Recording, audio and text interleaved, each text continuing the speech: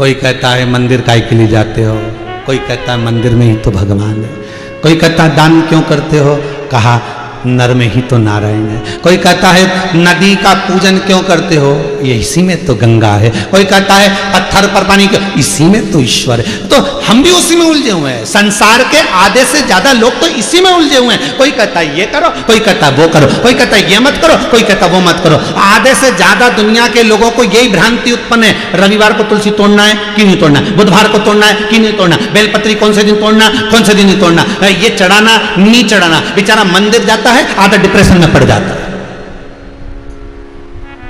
लंबी बत्ती लगाऊं कि गोल बत्ती लगाऊं, और पितरों को दिया घी का लगाऊं कि तेल का लगाऊं, परिंदे पे दिया लगाऊं तो आगे लगाऊं कि पीछे लगाऊं, हनुमान जी के मंदिर में जाऊं तो सरसों के तेल का लगाऊं कि मिट्टी के तेल। आप विचार करके बैठा हो, करे क्या उसको, मिट्टी के दिए में लगाऊं कि पीतल के दिए में लगाऊं। बिचार बापड़ा आधे से ज्यादा पूजन कर करके डिप्रेशन में पहुंच गया। भगवान नीचे आके बोला मत भटक, बिल्कुल मत भटक, शंकर के चरणों में चले जा, बस एक जगह जाके बैठ जा, कहीं नहीं जाना, बस वहीं बैठ।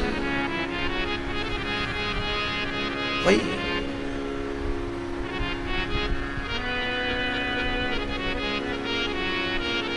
भटक रहा है, कहीं स्थिरता आ ही नहीं रही। अरे स्थिरता मन में इच्छा, अगर कहीं जा भी रहे हो, प्रवचन सुनने भी जा रहे हो, कथा सुनने जा रहे हो, पार्टी में जा रहे हो, 50 बार अलमारी खोलकर देखना पड़ता है, ये वाली पहनूं कि ये वाली पहनूं, साड़ी भी चूज कर, अब छाट रहा है, उसको भी छाट रहा है, उसको भी चुन रहा है, ये तो अभी परसी पहनी थी, अभी नहीं पहनूंगा वो तो। फिर देखा इसमें थोड़ी सी अच्छी नहीं लगी, घड़ी बना के बात उठा, फिर दूसरी कर, भटक रहा है।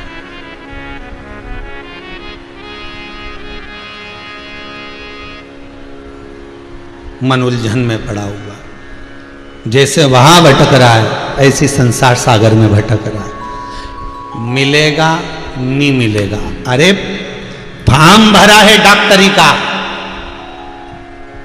एक एक कोर्स कंप्लीट करते जाओ, फिर दर्शन देना उसका काम है। वो कब मिल जाए, कैसे मिल जाए, कब आकर खड़ा हो जाए, ये उसकी मर्जी है। तुम तो चढ़ो सीढ़ियों, चढ़े जाओ, वो मिलेगा जरूर, पर हम भटके ना।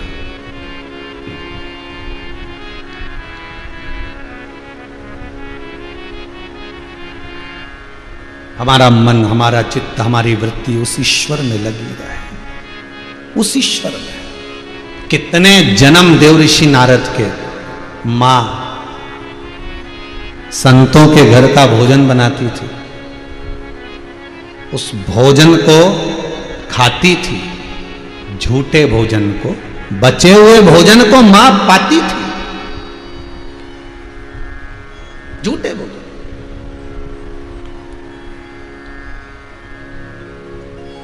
और जब मां पाती, गर्भ में जो बच्चा था वो जन्म लिया तो उसका मन भी सत्संग में लग गया। क्यों कहते हैं कि मंदिर में जाओ तो चरणामृत ले लो, मंदिर में जाओ तो प्रसाद ले लो, सत्संग में जाओ तो प्रसाद ले लो, कहीं किसी आश्रम में जाओ तो भोजन ग्रहण कर लो।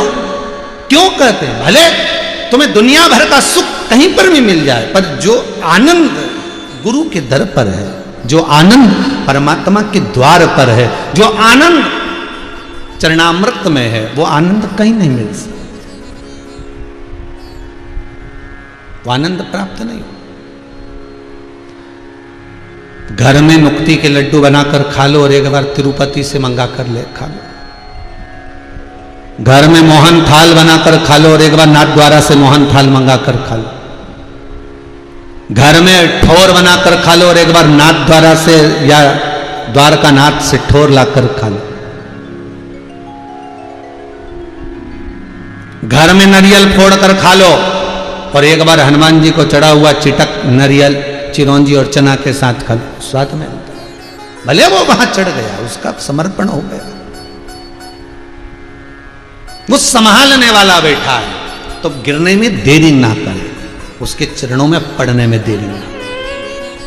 और सरल भाषा में समझ लो, तेल की टंकी उतारते ना, गाड़ी में जो तेल की टंकी रखी थी ना, हमने देखी हमारे वो नंदलाल जी राठौर है ना सामने के वाले, तो उनके यहाँ जब तेल आता है ना तो टंकी में आता है, और टंकी में आता है तो हमने देखा कि गाड़ी में रखा। अब इतनी 200 लीटर की टंकी, आपने भी देखा होगा कहीं कहीं घासलेट का तेल आया, मीठा तेल आया, टंकी में भरा हुआ 200 लीटर की टंकी। अब उतरे कैसे? इतनी भारी टंकी उठती भी नहीं, और गाड़ी से उतारना भी है, अगर पटकेंगे तो फूट जाएगी। अब करे क्या? तो जो चतुर होता है उस टंकी को उतारने के लिए एक टायर, एक पहिया, वो जो टायर होता है ट्रक का, बस का, गाड़ी का, वो टायर नीचे रख देते हैं और टंकी को उस पर पटक देते हैं, और पटकते तो वो टायर पर टंकी उछकती थोड़ी सी और नीचे उतर जाती। न टंकी का कुछ बिगड़ता न टायर का कुछ बिगड़ता, बस वही टायर मेरा शंकर है। संसार में आकर अगर हम गिरे हैं तो शंकर ने अपने हाथों में जेल रखा है। बस न तुम्हारा कुछ बिगड़ रहा है न शिव का कुछ बिगड़ रहा है। अंतर इतना है कि उसके अनुमोदन में जब तुम लगे रहोगे तो संसार में जैसे टायर पर उचकी टंकी, ऐसे ही संसार में आगे बढ़ते रहोगे। पर उसको मत छोड़ना, अगर छोड़ दिया तो टंकी फूट जाएगी, अगर टायर पर ना डाला गया तो फूट जाए। उसी तरह सत्संग में अगर जाते रहोगे, भजन में, कीर्तन में, स्मरण में, नाम जाप में अगर जाते रहोगे तो कहीं टूट नहीं पाओ, कहीं से लीकेज नहीं होता।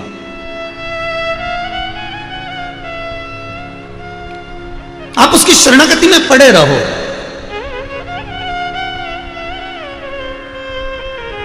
आप उसके चरणों में रमे रहो। और जब चरणों में रमे रहोगे तो जीवन का सुख अपने आप मिल जाएगा। देवऋषि नारद माता के गर्भ से जन्म लिए संत स्वभावी थे। भगवान से प्रार्थना करी कि मेरी मां मुझे सत्संग नहीं करने देती, मेरी मां मुझे भजन नहीं करने देती, मेरी माता मुझे स्मरण नहीं करने देती। छोटे से बच्चे को कहां भेजेंगे, जाने नहीं देती।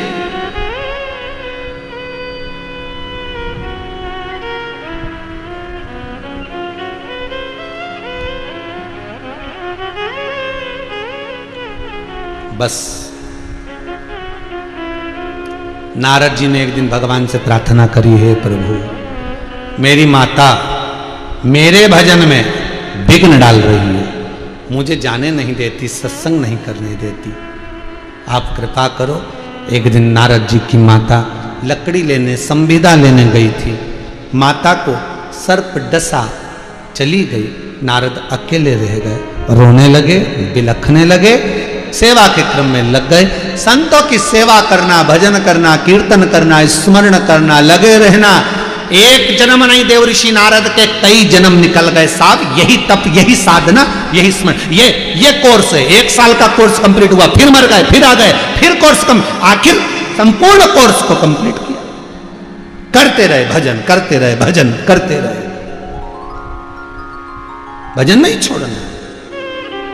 खाना ना छोड़ा, पीना ना छोड़ा, हरि भजन क्यों छोड़ दिया। जाना ना छोड़ा, आना ना छोड़ा, फिर सत्संग जाना क्यों छोड़ दिया। सत्संग नहीं छोड़ना, हमें भजन नहीं छोड़ना। दुनिया के लोग चाहेंगे कि आप भजन छोड़ें, दुनिया के लोग आएंगे कि आप संसार से विमुख होते चले जाए, हमें नहीं छोड़ा। एक सेठ जी ने एक मकान बनाया, बड़ा सुंदर बंगला। गुरुजी से कहा, गुरुदेव जरा देखना आना, एक बार तो पांव रखो हमारे बंगले में, एक बार तो आओ, एक बार तो चरण रखो हमारे यहाँ, आइए गुरुदेव जरा देखो, आओ जरा। गुरुजी आए, उन्होंने देखा, वाह वाह वाह बहुत बढ़िया बना। और गुरुजी से कहा, गुरुदेव सारे दरवाजे बंद करवा दिए, सारी खिड़की बंद करवा दी, केवल एक दरवाजा खुला रखा है, केवल एक दरवाजा। गुरुजी ने कहा, इसको भी काय को खुला रखा, इसको और बंद कर दे। गुरुदेव, मर नहीं जाऊंगा, अगर दरवाजा बंद कर दूंगा तो ये तो कब्र बन जाएगा, और कब्र बन गया तो फिर तो मैं अंदर के अंदर मर जाऊंगा, फिर तो मकान का मतलब ही क्या हुआ।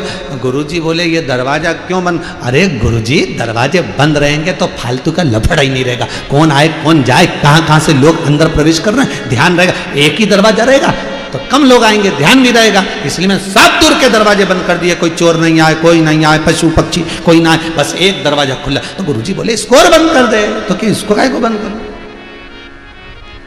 गुरुजी बोले, तूने सारे दरवाजे इसलिए बंद करे हैं कि कोई आए ना, तो इसको और बंद कर। जब ये और बंद हो जाएगा तो कोई नहीं आएगा, इसको और बंद कर। भाई शिव पुराण की कथा कहती है, जिसके दरवाजे पर आकर, भले अभी कोरोना महामारी चल रही है, अभी कोई किसी के यहाँ ना जाए, हम भी कहते हैं अभी कोई किसी के यहाँ ना जाए, पर जब ये कोरोना महामारी समाप्त हो जाएगी, थोड़े दिन का वायरस और है, चले जाएगा। शंकर के नाम की जब गर्जना हो रही है और आप लोग टीवी का वॉल्यूम तेज कर कर जब शिव महापुराण की कथा अपने अपने घरों पर चला रहे हो, सुन रहे हो, तो ये वायु तो अपने आप शुद्ध। हमारे आज भी नियम है, मंदिर में आरती होती है, पानी रखाता है वहां पर, पंचपात्र में कलश में जल रखाता है, आरती होने के बाद घंटी बजाई जाती है, आरती उतारी जाती है, भजन गाया जाता है, कीर्तन गाया जाता है, उसके बाद उस जल को लोगों पर छीटा जाता है आरती के बाद। उसका कारण क्या है? क्योंकि उस जल में जो आरती होती है, भजन होता है, कीर्तन होता है, घंटी बजती, शंख बजता, उसकी जो गर्जना है उस जल में जाती है, उससे तरंग उत्पन्न होती है, वो तरंग उस जल में जाती है और जब जीवात्मा पर फेंका जाता है तो उसको शांति का अनुभव होता है। उसी तरह शिव महापुराण की कथा भले कुबेरेश्वर धाम से चल रही हो, ऑनलाइन आ रही हो, सुमानी परिवार करा रहा हो सूरत में बैठकर, पर जितने लोगों के यहाँ ये कथा चल रही है और उसका वॉल्यूम अगर बड़ा हुआ है, लोग अगर शिव महापुराण की कथा को आस्था चैनल पर, टीवी पर, मोबाइल पर श्रवण कर रहे हैं, फेसबुक यूट्यूब पर, और उसकी गर्जना अगर चारों तरफ हो रही है, तो उससे वायुमंडल भी तो शुद्ध हो रहा है, वायुमंडल भी तो शुद्ध हो रहा है। तो कितने दिन टिकेगा फिर ये कोरोना? अब यही देखना है अपना, यही देखना है। उम्मीद तो है, दूसरी कथा चल रही है, ज्यादा से ज्यादा 5 कथा 6 कथा तक ये, फिर इसके बाद में धीरे धीरे धीरे, वैसे तो आप लोगों ने देखा होगा पहली कथा हुई थी जब कितना कहर चल रहा था, दूसरी कथा हुई थोड़ा सा कहर कम हुआ है, आने वाले समय में 3-4 कथा और हो गई ना तो ये बापड़ा कोरोना तो धोती बांधे नहीं तो चला, कि अपने तो रहना ही नहीं दादा। जहां देखो वहीं टीवी खोलो ने आस्था पे कथा चलती है, जिसे देखो ने रात के हेडफोन लगाए ने पड़ा ने सुनते सुनते ही सो जाए, तो अब अंदर घुसूं तो कहां से घुसूं, कोरोना भी सोच, अब विचार करे कि जाऊं कहां से। तो इसलिए अपने को यहां रहना नहीं, इंडिया छोड़ो दूसरा देश पकड़ो।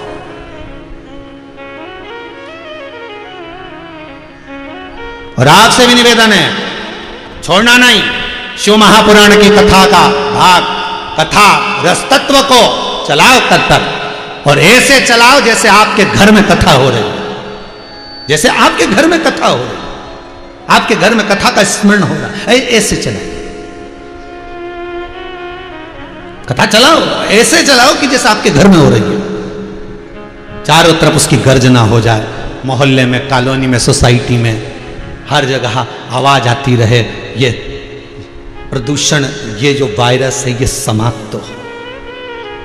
कितनी गर्जना थी, प्रहलाद मुख से नारायण का नाम लेते थे और पूरी पृथ्वी का संचार इतना सुंदर होता था कि वायुमंडल में जितने असुर जीव थे वो भाग जाते थे। ध्रुव जब भगवान के नाम का मात्र उच्चारण करते थे, ओम नमो भगवते वासुदेवाय का पृथ्वी पर उच्चारण करते थे, तो देवलोक हिल जाता था केवल उच्चारण से। जंगल में जहां बैठकर ध्रुव जी महाराज भजन करते थे, वृक्ष की पत्तियां आनंद करती थी, इस शब्द में वो गर्जना हो,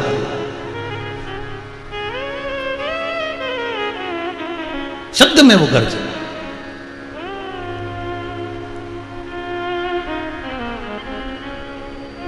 एक स्थिरता है।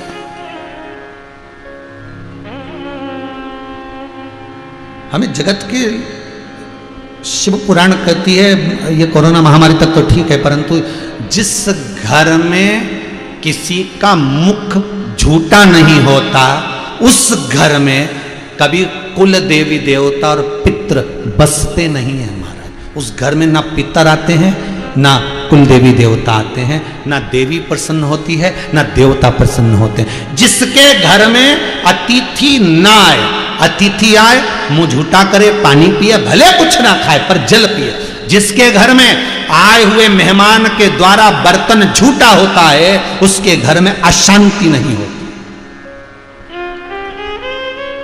उसके घर में लक्ष्मी नहीं रुकती, लक्ष्मी का प्रभाव बढ़ता चले जाता। बस पात्र किसी के आने पर झूठा होना चाहिए।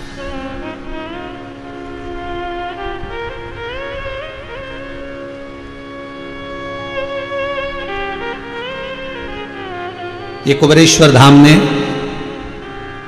आप लोग जो आजीवन भोजन भंडारे के सदस्य बने हो, कभी मौका मिले, अभी तो कोरोना काल चल रहा है, कभी मौका मिले तो कभी आप दर्शन करेंगे कि यहाँ जो भोजन चलता है, कोई आया कर गया, कोई आया कर गया, दिन भर यही क्रम चलता है। और आपके द्वारा पात्र अगर यहाँ झूठा भी होता है, अन्न का एक अगर कण भी स्मरण होता है, तो उसका सुख ही दूसरा है, उसका सुख ही दूसरा है, उसका आनंद ही दूसरा है। बस देव ऋषि नारद ने सोच लिया कि अब फिर जन्म, फिर मरण, फिर जन्म, फिर मरण। कई जन्म हो गए देव ऋषि नारद के, और आखिरी में जब देव ऋषि नारद ने जन्म पूर्ण ले लिए, तप में लिए, और डिग्रियां, अब आखिरी में जब पूरा कोर्स हो गया तब डिग्री मिल गई कि तुम डॉक्टर बन गए। अब देव ऋषि नारद बन गए। अब भजन में अब तो उनकी मर्जी पड़े तो शंकर जी क्या, उनकी मर्जी पड़े तो भगवान विष्णु क्या, उनकी मर्जी पड़े तो इंद्र क्या। नारद जी अब भ्रमण कर रहे हैं। जब एक बार तुम्हारे हाथ में बस डिग्री आ गई, उसके बाद तुम्हारा मन पड़े तुम वहां अपना हॉस्पिटल खोलो, वहां अपनी क्लिनिक खोलो, वहां रहो। क्यों, ऐसे ही है ना भाई। एक बार सीए की डिग्री तुम्हारे पास में आ गई, इसके बाद तुम जहां चाहो वहां रहकर अपनी आराम से अपना करते रहो काम। एक बार अगर इंजीनियर की डिग्री तुम्हारे पास में, ये सील ठप्पा होना जरूरी है। उसी तरह एक जन्म नहीं, बार बार ना जाने कितने जन्म देव ऋषि नारद ने लिया, और आखिरी में डिग्री हाथ में आ गई और नारद देव ऋषि नारद बन गए। अब नहीं रुकते, अब तो सर्वस्व जाते। उसी तरह हमारी चित्तवृत्ति, हमारा मन, हमारी एकाग्रता, हम सत्संग में जाते रहें, भजन करते रहें, कथा सुनते रहें। कई लोग कहते हैं एक बार शिव पुराण सुन ली, दूसरी बार सुन ली, बार बार क्यों सुने? जैसे उदर की तृप्ति के लिए भोजन जरूरी है, उसी तरह आत्मा की तृप्ति के लिए शंकर की कथा जरूरी है। आत्मा की तृप्ति के लिए शिव महापुराण की कथा। सुमानी जी कल कह रहे थे, गुरुदेव महीने में एक कथा कुबेरेश्वर धाम में होना चाहिए, बड़े रूप में होना चाहिए। हमने कहा दादा अभी तो कोरोना काल चल रहा है, पर आगे बाबा कृपा करेगा तो जरूर। तो कहते हैं प्रयास करना पहली कथा हमारी ही ओर से हो जाए। ये तो बाबा की मर्जी, मन में आप क्या आया और कराने वाला बाबा, वो आपको खूब दे और आप ऐसे कराते रहो। वो आपको देने में कमी ना रखे और आप ऐसा सत्कर्म करते रहो, मना क्या। चित्तवृत्ति में अगर भाव, तो ये जो डिग्री मिलती है ना, ये डिग्री मिलने के बाद आप बस ये तो एक एडमिशन है, एडमिशन।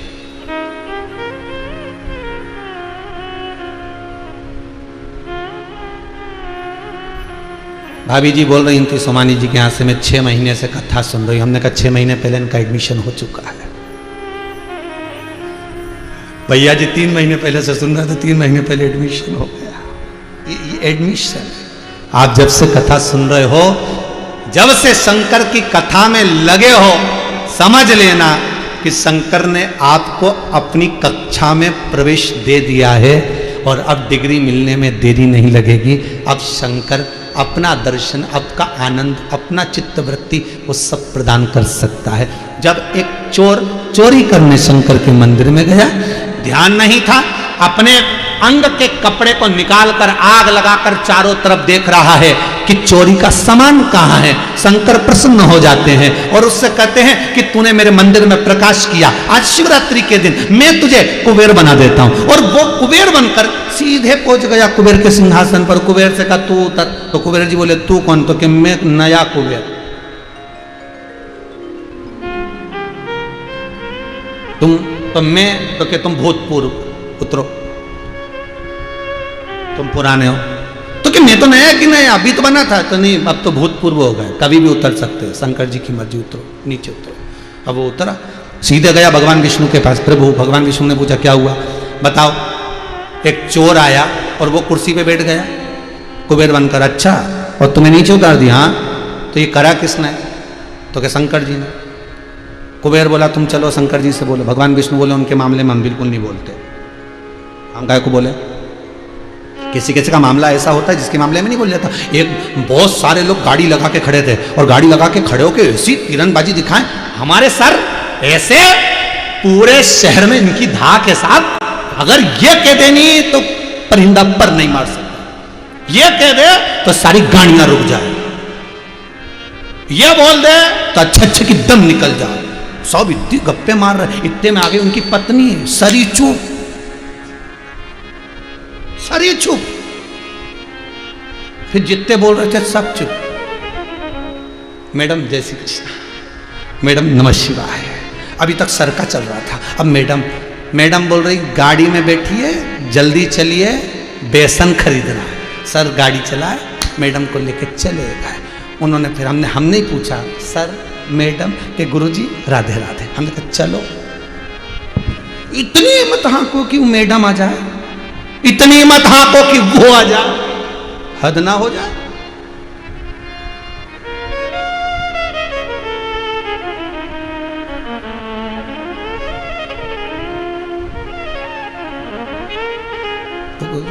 हुजूर आते आते बहुत देर हो, वो आए और मालूम पड़े तुम। वो उसी में गाल नहीं हो गया। एक बुढ़िया रोज कहती थी भगवान मैं परेशान हो गई, मुझे उठा लो भगवान, मुझे उठा लो। लक्ष्मी जी भगवान विष्णु से बोली उठा लाओ।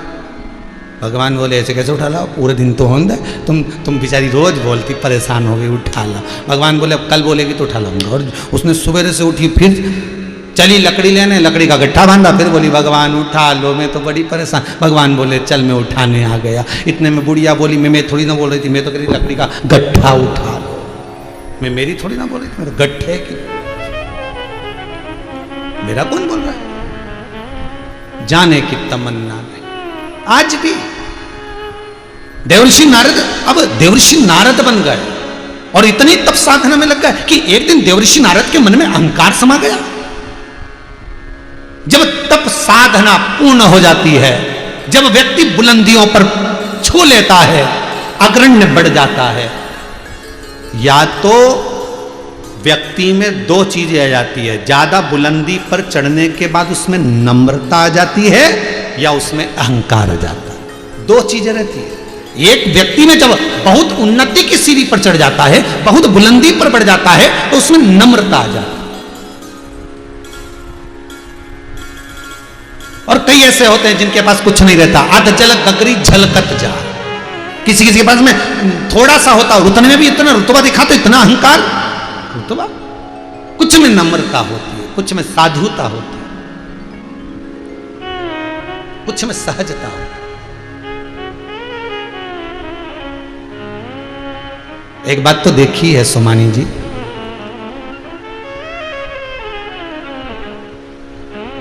आप भी सूरत में बैठकर कथा करवा रहे हो, आपकी भी कपड़ों की फैक्ट्री, बाबा की कृपा है। इससे पहले बंसल जी कराए, उनका भी काम भगवान की कृपा से खूब बाबा की कृपा रही। पहले उसके पहले जो कथाएं करवाए हैं, किसी की हीरे की काम है, किसी का स्वर्ण का जी काम है, किसी का प्रॉप, ऐसे कई एक कराने आए थे तो उनका बहुत अपार, ये जो लाइट का डीपी होन बनती हो उसकी फैक्ट्रियां थी, अपार। पर हमने देखा नम्रता, जितने भी मिले, भले उनसे मिलना हुआ ना हुआ, पर नम्रता, भले धन आया पर इनके भीतर नम्रता परमात्मा ने दी है। और भगवान से यही प्रार्थना है, धन के साथ नम्रता, अहंकार नहीं। रावण के साथ में उल्टा हो गया था, धन मिला तो अहंकार बढ़ गया। और आज सोमानी परिवार से भी अगर जुड़ना हुआ तो ये चीज देखने को मिली कि नम्रता किसको कहते, प्रेम किसको कहते, वो देखने को मिलता। नम्र,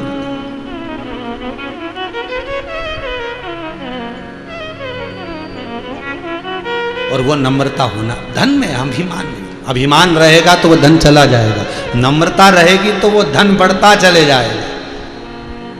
नम्रता रहेगी, कहे झुकना जीते की पहचान है, अकड़ना मुर्दे की शान है।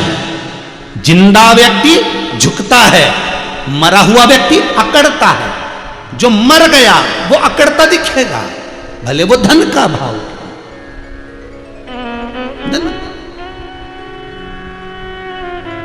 कई कई लोग ऐसे भी होते हैं जिनसे 25 बार जय श्री कृष्णा करो तो भी जय श्री कृष्णा नहीं निकलता। जय भोले की बोलो तो भोले ही नहीं निकलता। जिनसे जय राम जी की कहो तो राम राम नहीं निकलता। और कोई 2-3 बार खड़े होके गाड़ी अपन चला रहे हो, स्कूटी कुछ भी चला रहे हो, राम राम, और गाड़ी भुर भुर करो राम राम राम राम, तो उनको इतना बुरा लगे, बताओ हमसे राम राम कर रहे। राम कहने में भी लोगों को बुरा लगे।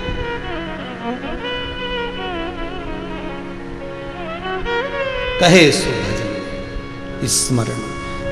देव ऋषि नारद को अहंकार आ गया, और वो अहंकार नारद जी के मन में आया तो उन्होंने तब साधना करी। तब साधना करी तो कामदेव को जीत लिया। अब संत है, काम को तो जीतना ही था। शिव महापुराण की कथा कहती है देव ऋषि नारद ने कामदेव को जीता, और कामदेव को जीतते ही देव ऋषि नारद काम को जीतते ही सीधे सबसे पहले अगर कहीं गए तो शंकर जी के पास में गए, और भोलेनाथ जी के पास जाकर बोले वह भोलेनाथ शंभो शंभो शंभो। शंकर भगवान बोले देव ऋषि नारद, जो नारायण नारायण करते थे आते हुए, आज शंभु शंभु शंभु कर रहा। क्या बात है, क्या हो गया, हुआ क्या है ये बताओ। देव ऋषि नारद बोले आपको मालूम नहीं है। शंकर जी बोले जब से तुम तप कर रहे थे तब से हम साधना कर रहे थे, हमको नहीं। कभी भी ऐसी जगह पांव मत उलझाना कि बाद में निकालने में आपत्ति आता है। बहुत ध्यान देना।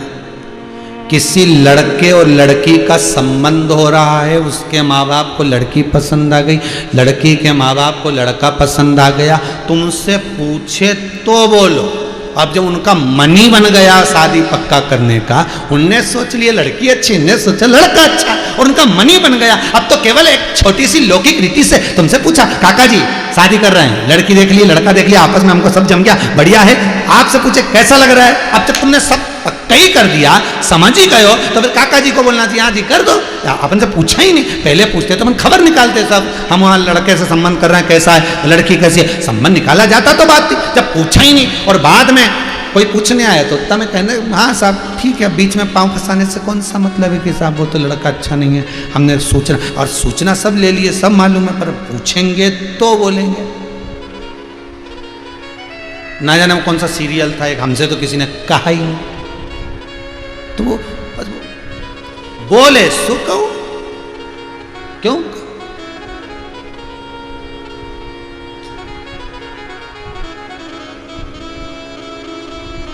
कभी कभी हो जाता है चित्तवृत्ति में, मन में।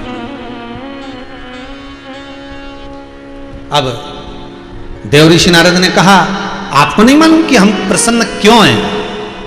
भगवान बोले नहीं नहीं नहीं हमको ध्यान में। शंकर भगवान बोले हमें हमें मालूम नहीं क्यों प्रसन्न। शिव जी को मालूम था, पर तो ये जो इतना डोंडी पीटे तो इससे कौन पूछे कि तुम इतने प्रसन्न क्यों है? कभी कभी प्रसन्नता भी दुख दे जाती है। एक पत्नी बड़ी अच्छी साड़ी पहन के पति से बस पूछने लगी क्यों जी कैसी लग रही मैं? पति कुछ नहीं बोला। फिर पूछा कैसी लग रही मैं? पति कुछ नहीं बोला। फिर पूछा तुम्हारे मुंह में जीवान नहीं क्या, एक बार बोल नहीं सकते कैसी लग रही? पति बोला ऐसी लग रही जैसे हरी घास में भैंस चल रही। अब फिर क्या हुआ? अब लड़ने बैठ गई तो पूछे ही मत क्यों कैसी लग रही।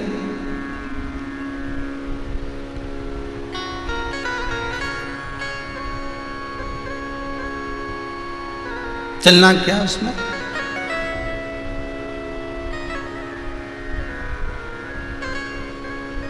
होता है कभी कभी किसी किसी के मन में आ जाता है। एक पत्नी पति से हमेशा रोज एक बात पे झगड़ा करती थी, तुम कभी हमको घुमाने नहीं ले गए, तुम हमें कभी घुमाने नहीं ले गए, एक बार भी तुम हमको कहीं लेके नहीं गए, बताओ है खुद अकेले अकेले चले जाते हो, हमको कहीं लेके नहीं गए।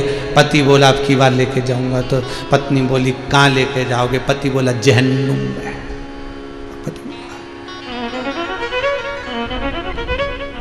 पत्नी बोली तुम ही जाओ, हम जाके क्या करें, तुम ही जाओ।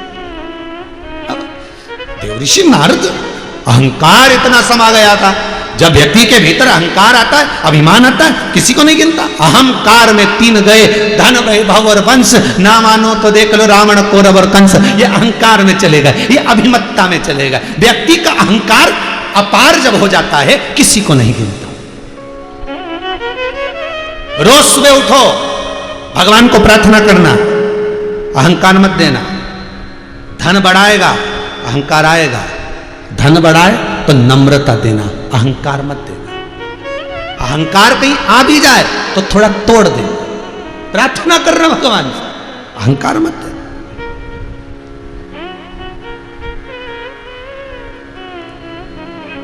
अहंकार मत देना।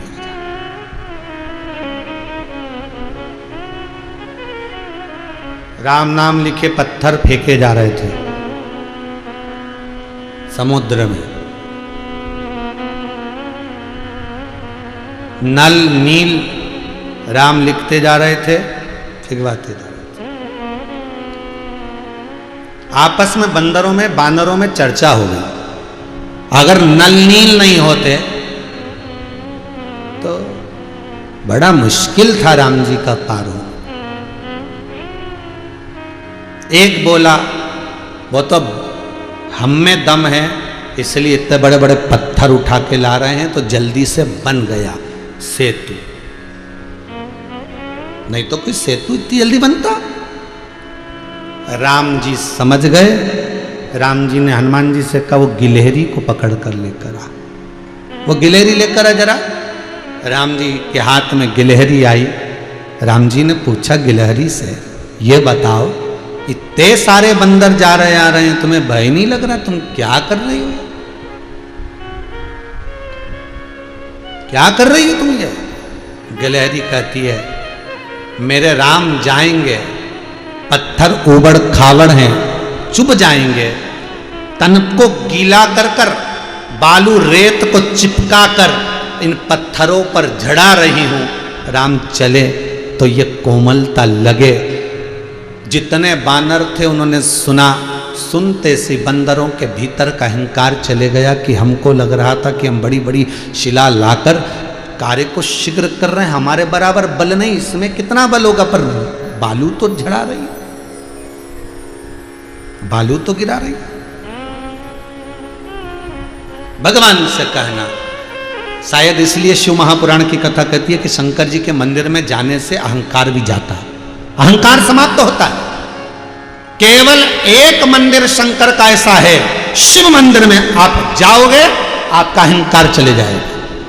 कितने भी अच्छे वस्त्र पहने हो, पानी में गिरे होंगे, थोड़ा बहुत उसमें कीचड़ भी लगेगा, पानी भी लगेगा, तो मन का अहंकार, वस्त्र का अहंकार चले जाएगा। भगवान का दर्शन करोगे, भीतर का अभिमान समाप्त हो। पर देवऋषि नारद के भीतर तो अहंकार बड़ा हुआ था, और अहंकार बड़ा हुआ देवऋषि नारद भगवान के सम्मुख में जाकर कहते हैं आपको नहीं मालूम कि मैं क्यों प्रसन्न हूं? मेरी प्रसन्नता का कारण क्या है? भगवान बोले आपकी प्रसन्नता का क्या कारण है? मैं नहीं जानता। शिव जी कहते हैं कि मैं नहीं जानता, मुझे नहीं मालूम।